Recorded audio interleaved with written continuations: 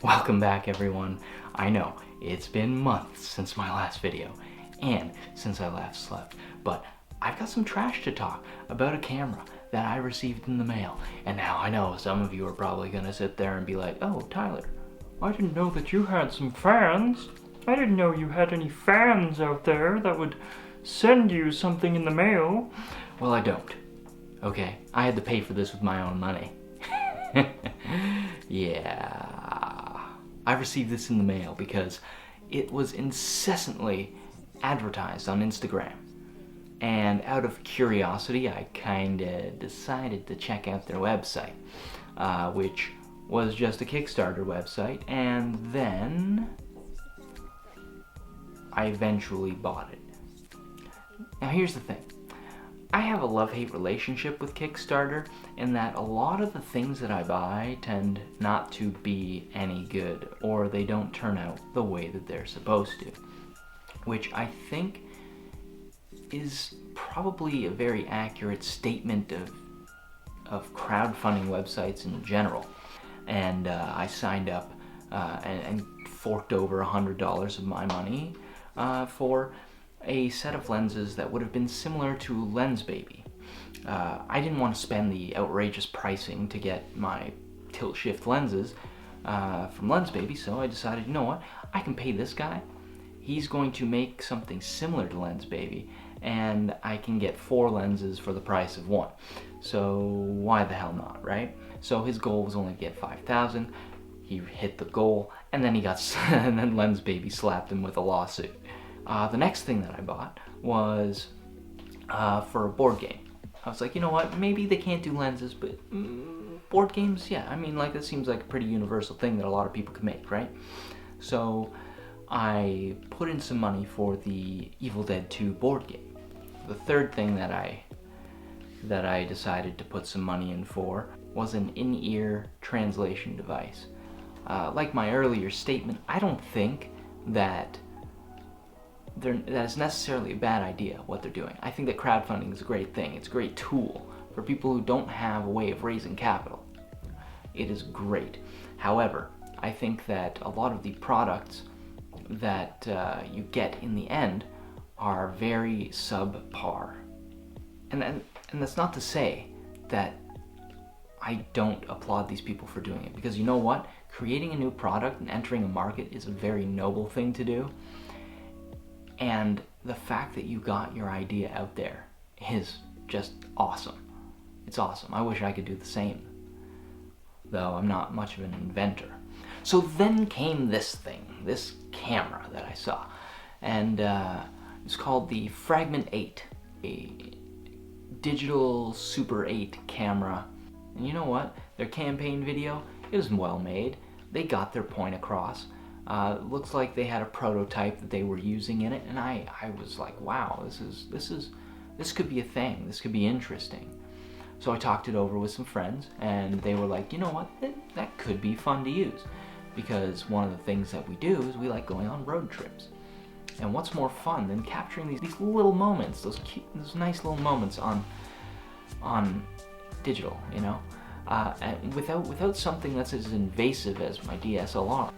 This thing would just click and take like 10 seconds of video. You know, it's supposed to have sound. This thing's gonna connect to my phone by an app. And I'm like, yeah, this is pretty cool. So it piqued my curiosity, and I sat on it for like weeks. And then like a few days before it ended, I'm like, you know what? Let's do it. Let's get it. So for those of you who've never shot Super 8, it's an interesting beast. I like it personally. Okay, you have a separate viewfinder from what you're seeing through the camera. It shoots at generally 18 frames per second, not 24. It's really grainy. It has a lot of aberration. It looks nostalgic. And I think that was the idea behind what they did with this camera. And like I said, I like the idea. The idea is very good. The execution, on the other hand, is something that left a bit to be desired. So here's what it is. Here is the Fragment 8 in all of its glory. Very nice packaging. Reminds me right away of lomography. They always come in these nice bright boxes.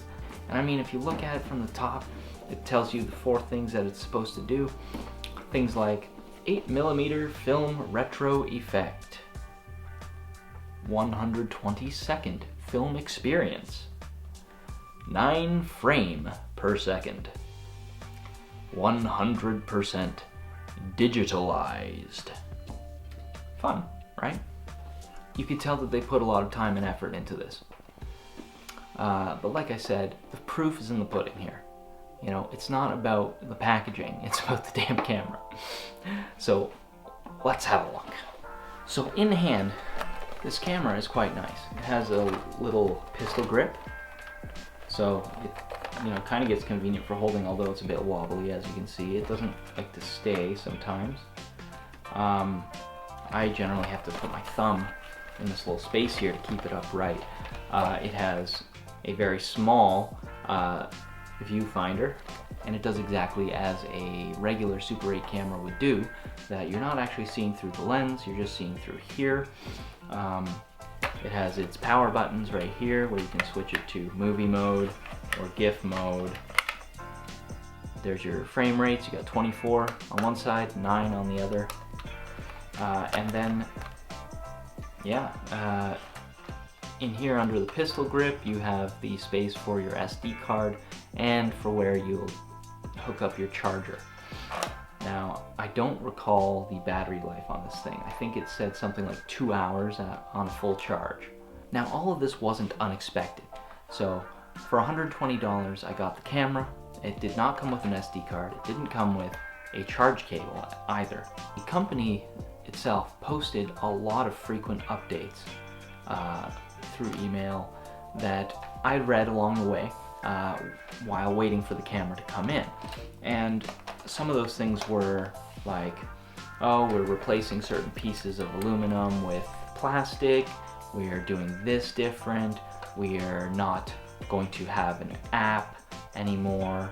Oh, by the way, there's no microphone, where originally we wanted to have one. Just things like that. Even something as silly as like, oh yes, here's what the packaging is going to look like. Have a look. It looks great, right? It looks great, right? Right? Looks great? Yeah? Okay. And at the same time, you had to install a software update as soon as you got it too.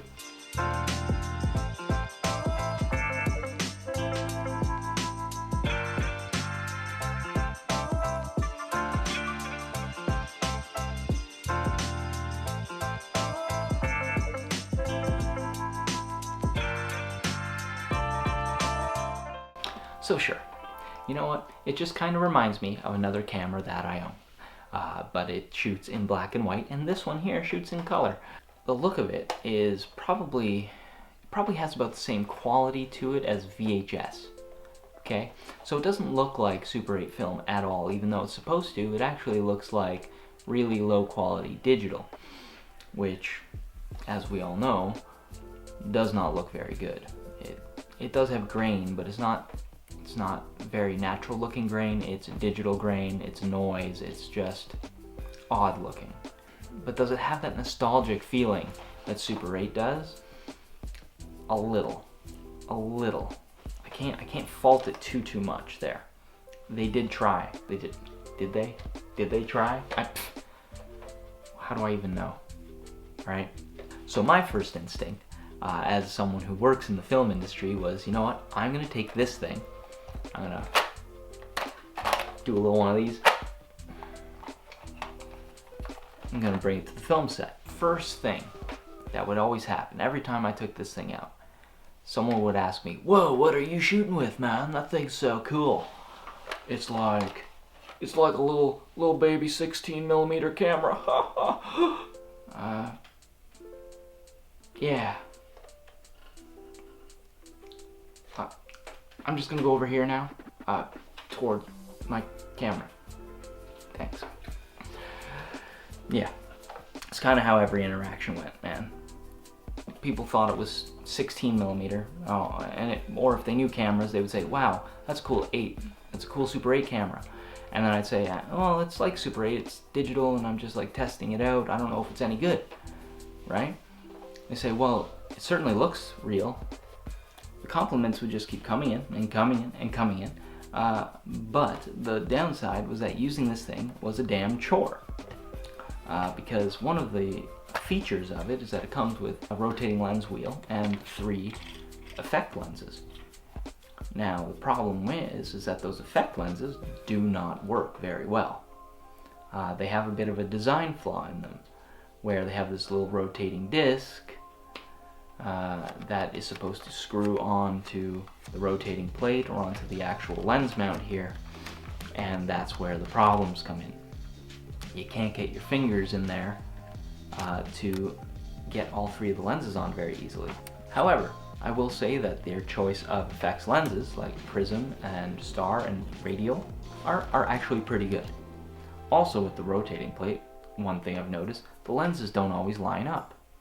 In the same way that this thing here doesn't always stay in place, the rotating plate also won't stay in place.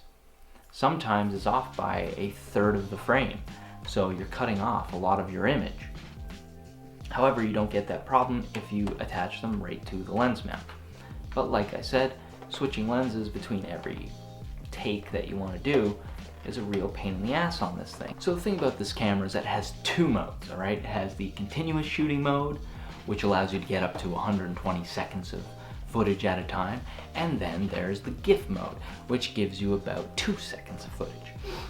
Essentially just creating a little GIF. Kind of a little one of these. Got your little GIF. Okay, that's it. There's your GIF. Perhaps some people might find it useful. I personally did not. I don't think I really used it. I kept it on continuous mode, doing weird things with the effects lenses, and just generally playing around to see what it could do. Another little thing that it does is it can take stills.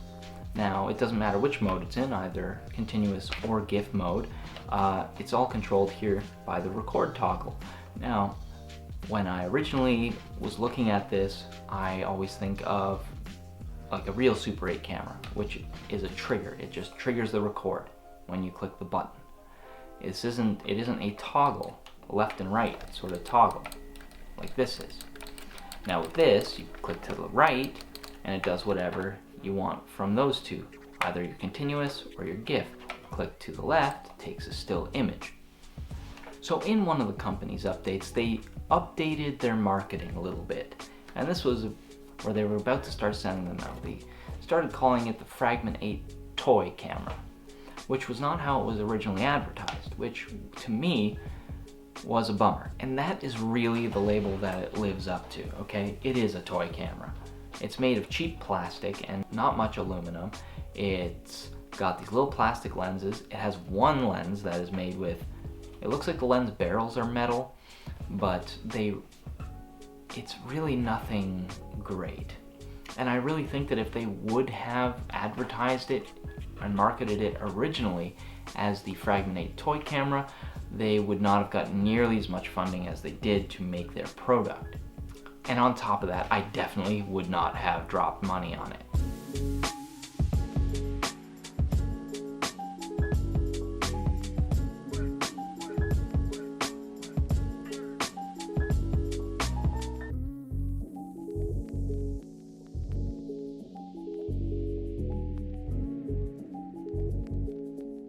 I think I will give this to my daughter. She's like 7. Yes, I'm gonna give this thing to you, silly. I know you watch these. And try to teach her a bit more about filmmaking with it, because I think that's really what it's good for. It is a toy, like I said, and just like any other toy camera, it allows her to stretch that creative appendage. It doesn't have a mic, so they won't be grabbing like snippets of you swearing like a sailor or divulging embarrassing family secrets. However, they might catch where you buried the body with it, but that's about it. You know, it's a decent toy. I don't think it's worth the price that I paid for it. I think that maybe it's worth $40 at best, not $120. But at this point, I'm not salty about it. It turned out to be a little bit of fun, although I didn't get $120 worth of fun out of it. Really, it just reminds me of all of the other Kickstarter things that are kind of in the camera area. Things like drones, things like other little gadgets like this. I get the feeling that none of them are really going to turn out the way that they're supposed to. So buyer beware with your Kickstarter stuff, please, please. If you think something is over-promising, it probably is. So go with your gut, because a lot of the ones that are coming out of Hong Kong, especially, you know, these electronics ones, they're cheaply made and they don't meet the expectations of what they're promising. So, with that, thank you. Thank you for coming out to the Focal Plane. Yeah. So hit that red subscribe button. Let me know in the comments your thoughts on the Fragment 8. And as always, stay golden.